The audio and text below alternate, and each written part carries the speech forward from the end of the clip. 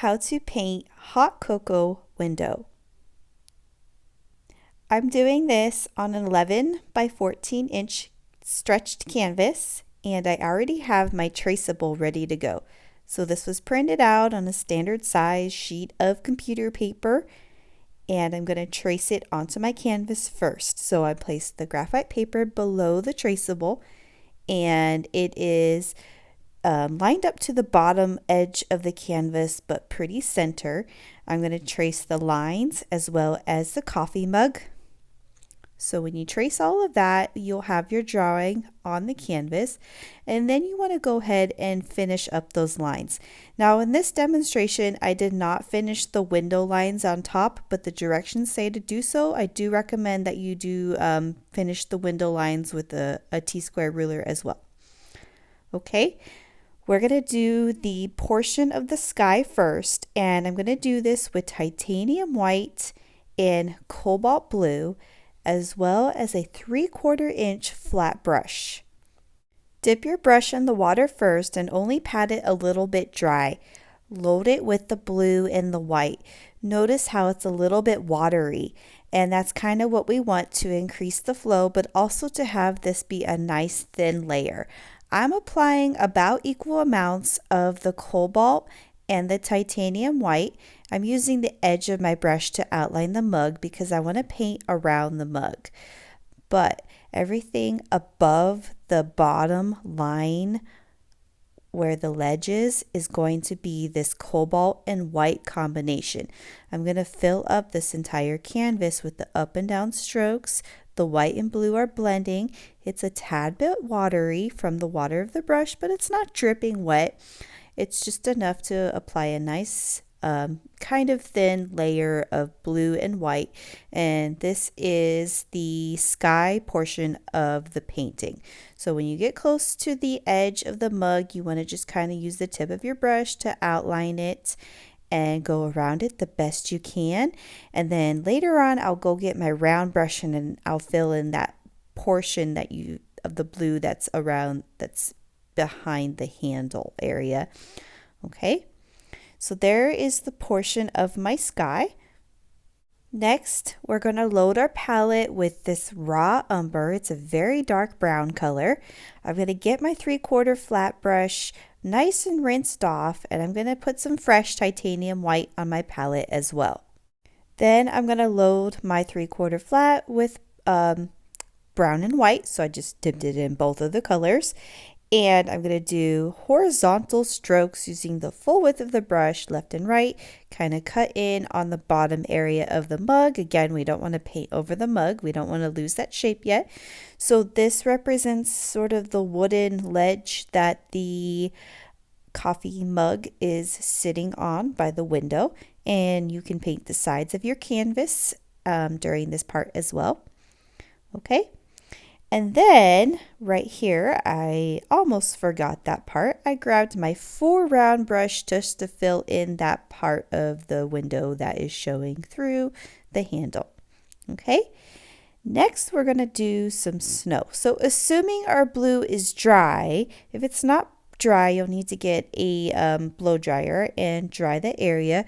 But we're going to start painting the landscape that's showing through the window. And we're going to start by painting the snow that's on the ground. I'm going to load my palette with titanium white and neutral gray, value 5, and I'm going to use my 4 round brush. So make sure that brush has all that blue off of it. Load it in the white and paint some snow on the ground. So this snow is just going to be kind of a lumpy line right there above the brown area. Okay, I'm going to do the same thing on the left side as well. So a lumpy line, fill it in.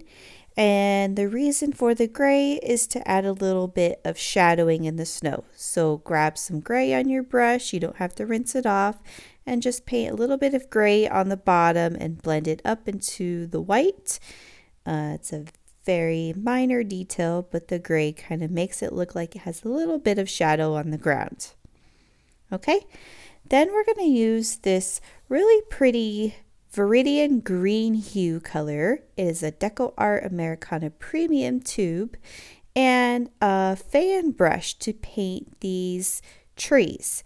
So I'm going to do a fan brush Christmas tree with this green. I'm going to double load it in the green and the white, not because of snow, but the white is just going to give that green a little bit of color variation for now. Okay, so I'm going to start at the top and I'm going to make a little vertical mark with my fan brush. Okay, that kind of helps you get things going and remind you that it's got to start out really thin at the top. So I'm tapping very, very slightly on the tip of the fan brush. This is half a tree, so it's sticking out only halfway off the canvas. So imagine painting half a tree. And I'm doing little stamps going in a sort of zigzag motion. So tapping just the tip of the brush, going back and forth horizontally, left and right, sort of in a zigzag motion, and the tree's getting wider as it goes to the bottom.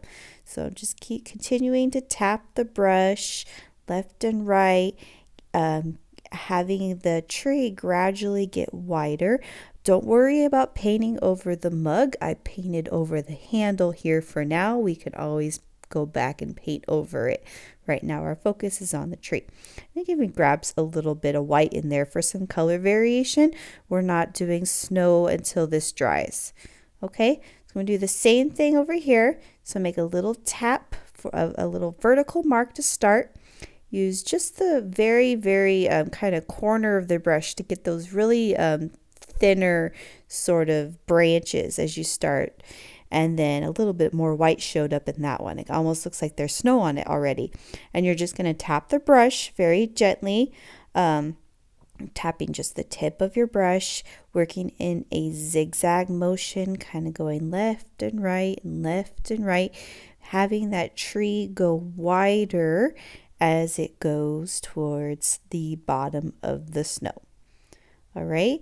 So those are the fan brush trees. I have a couple more in-depth tutorials about how to use the fan brush, and you can look for those on my blog. Just search fan brush trees, and it shows you more in depth how to use the technique with the fan brush. But it's all about practice, and I've been doing a lot of fan brush trees. So you gotta get used to it. The more you paint the fan brush trees, the more comfortable and confident you get with them. Okay. So if we want a tree trunk on this, we can go use our round brush and the raw umber. And my snow isn't dry right here, so it kind of blended with the white, and that's okay. I can just paint the base in, and then when it dries, I can go back and paint over it again. But if you want the little trunk on the tree, you can go ahead and paint that in as well. Okay. So we're going to move right along and do some fun snow in the sky. I'm doing some splatter paint with the toothbrush. So I wet the toothbrush just very, very slightly. You don't want a lot of water on the toothbrush. And I'm using my finger to kind of rub the titanium white and then flicking it. You can hardly see the little specks that I made with the toothbrush, but it is noticeable in person. And then I'm going to use the back of my paintbrush just to stamp little white dots of snow, and obviously these are larger and they're more noticeable, so you can do that everywhere it is snowing in this window. Okay, so I'm using that fan brush handle, the back of it, just to do the stamping. And then you want to make sure that green is dry for the snow. I'm actually going to use my hair dryer to dry this real quick because we don't want that snow to mix with the green at this point. We want a really, really nice pure white to do the snow of the tree. So that's where our hair dryer comes in handy. And I'm actually going to just go ahead and make sure everything else is dry so that I can move on to further steps as well. Okay, so our green trees are dry, and we're going to load our fan brush with the white.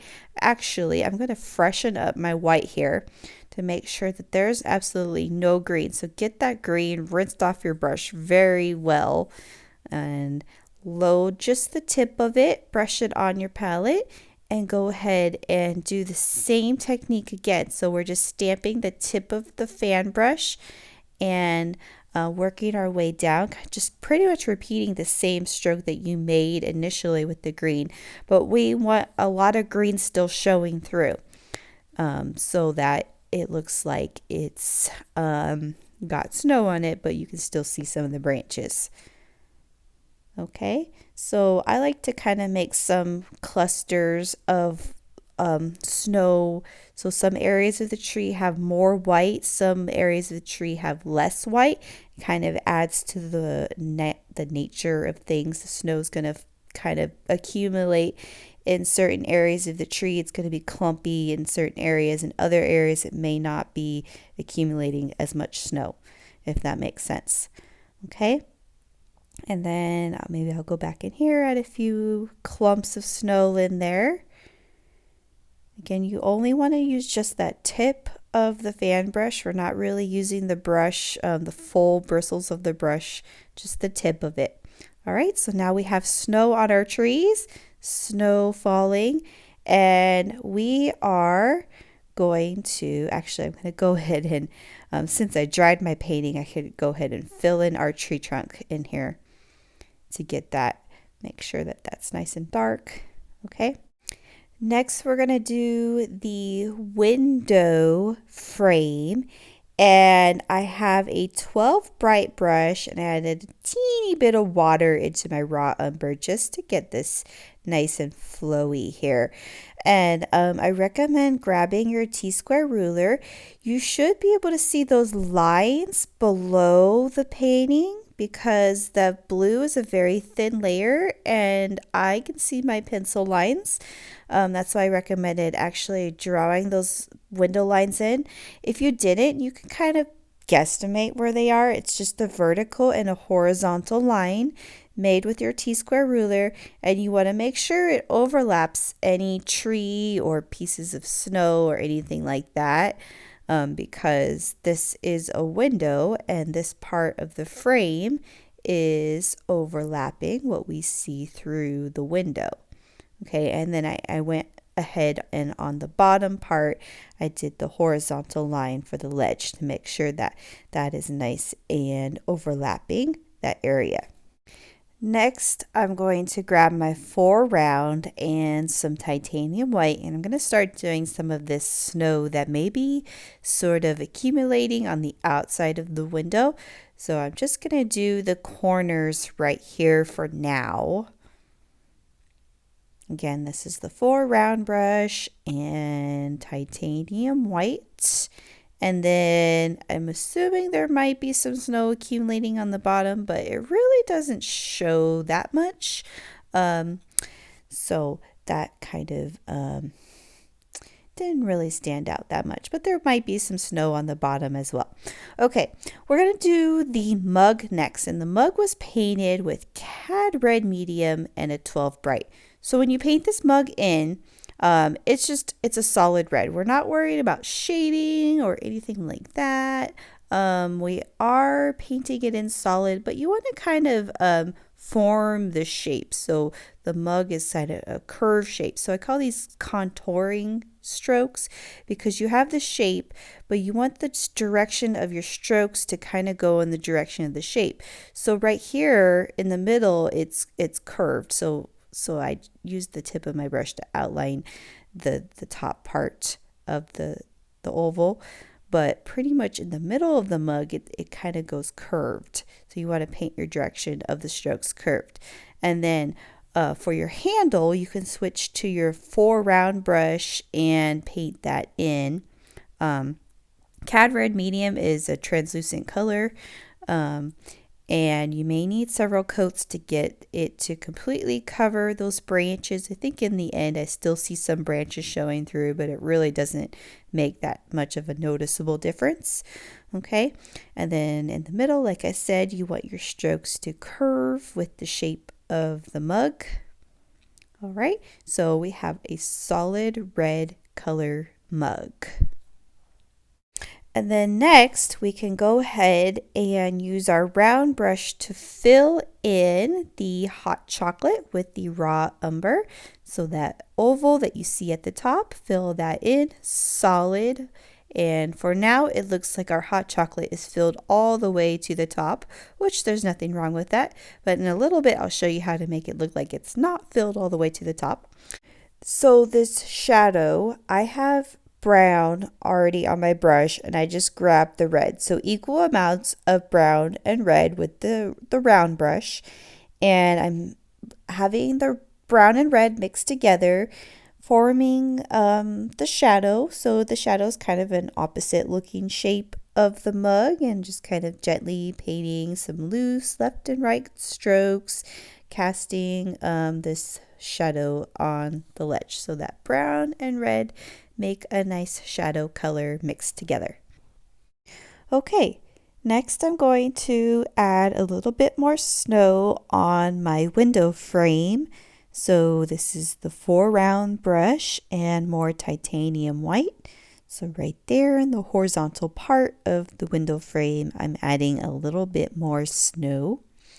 Okay, and then I'm going to jump ahead here to the coffee cup. So I mentioned we don't want the hot cocoa to look like it's filled all the way to the top.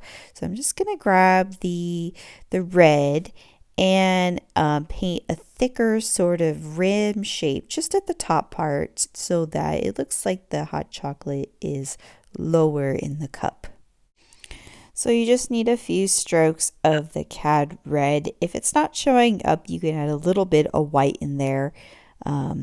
But you can also grab a little bit of white here and add some highlight to the handle just on the right side and on the right side of the mug itself. And you can even kind of outline the handle shape a little bit.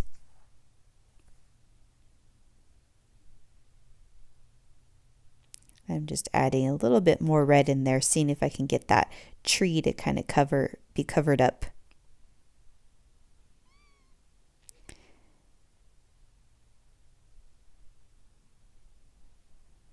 And then I did another very subtle white highlight line on the top rim of the coffee cup, just on the right side. Next, I'm going to do these marshmallows. So you want to get your white nice and pure, and the round brush, nice and rinsed off.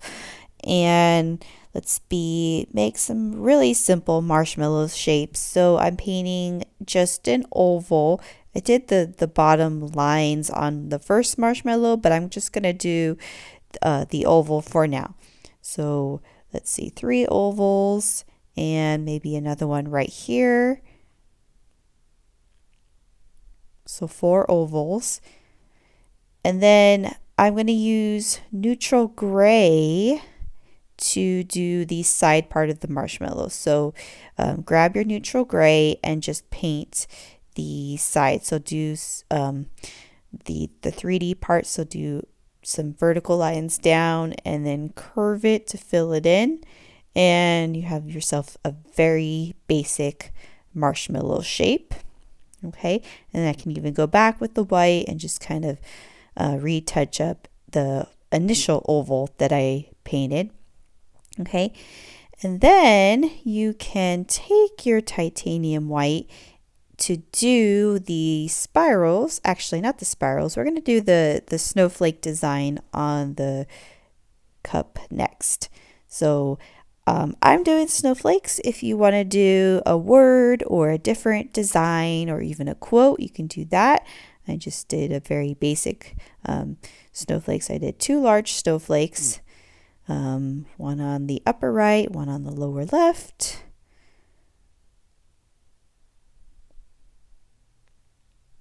And then I did a few dots on the cup as well.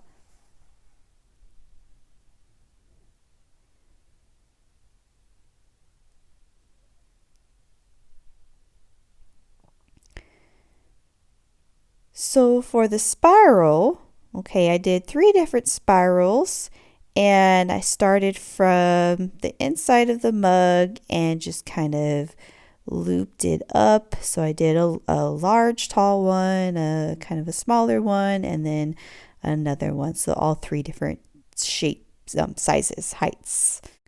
The one on the left kind of grabbed some red in there, but it actually turned out pretty cool. I'm going to make it just a tad bit more opaque. Okay. And next, we're going to do a dry brush technique. So for this dry brush technique, we want to make it look like there's some frost on the window. And I'm going to use my 12 bright brush. I'm going to load it in the white, but I'm going to dry it off with my paper towel so that there's not a lot of pigment on my brush. And I'm going to stroke vertically, gently. And the goal is to not cover the tree, but to make it look nice and translucent so you can see the tree through the stroke, but it makes it look like there's some frost on the window. And I'm going to do this sparingly throughout the window. Some that are brighter, some that are not so bright. Just get some variety in there to get the sort of realistic effect. Okay. And I love how it looks when it covers the tree. It really gives that effect of you're looking through the window and you see the snowy tree, but your hot chocolate is in the foreground. Okay. What I'm going to do real quick is I'm going to actually touch up my window frame here.